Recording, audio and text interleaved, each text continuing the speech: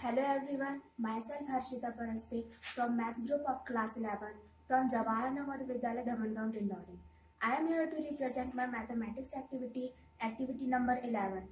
This activity is guided by Mrs. Sunita Gupta ma'am. My objective of this activity is to interpret geometrically the meaning of I equal to under root minus 1 and its integral powers. So let's start this activity. First, draw two mutually perpendicular lines x and y, intersecting at point O. Now take a thread of a unit length representing the number 1 along OX and fix one end of the thread to the nail at O and the other end at A. Set the other end of thread at A. When we rotate the thread at 90 degree, 180 degree, 270 degree and 360 degree and mark the end of the thread as A1, A2, A3 and A4.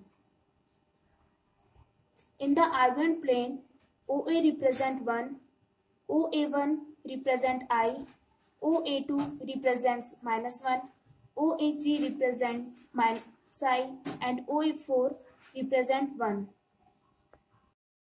Because we know that in the argument plane, x dash is real axis and y is an imaginary axis.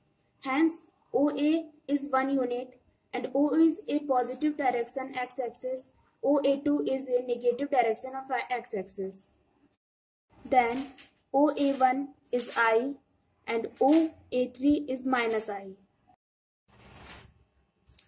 OA1 equal to I into 1 and OA2 equal to minus 1 equal to I into I equal to I square. OA3 equal to minus I equal to I into I equal to I cube and so on number.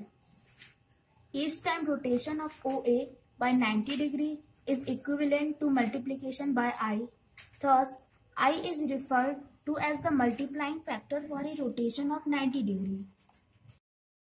On rotating OA through 90 degree, OA1 equal to 1 into I equal to I.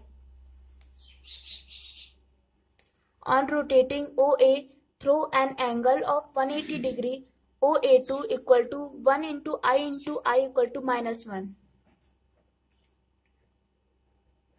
On rotating OA through 270 degree, OA3 1 into I equal to minus I. On rotating OA through 360 degree, OA4 equal to 1 into I equal to 1.